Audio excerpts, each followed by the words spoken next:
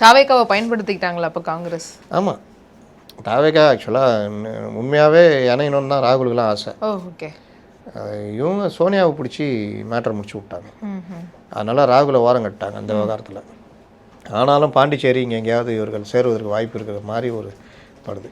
இந்த நேரத்தில் தான் என்டிஏ மறுபடியும் விஜயை கையில் எடுக்கணும்னு முடிவு பண்ணி மீண்டும் பேச்சுவார்த்தைக்கு ஆரம்பிச்சிருக்காங்க. தாவேகாக்குள்ளேயும் ஒரு செக்ஷனு,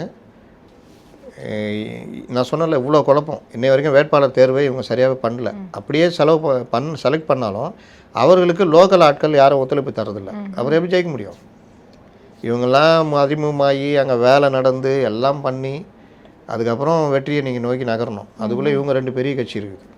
அப்போ இந்த பிரச்சனை வந்து இதுக்கு நம்ம என்டிஏ கூட போயிட்டால் ஒரு 40-45 சீட்டு வாங்கிட்டு இன்னும் ஜெயிக்கவாக செய்யலாம், கஷ்டம் இருக்காது, பண பிரச்சனையும் இருக்காதுன்னு உள்ளுக்குள்ளே வருது. இவங்களும் என்டிஏவும் யோசிக்கிறாங்க.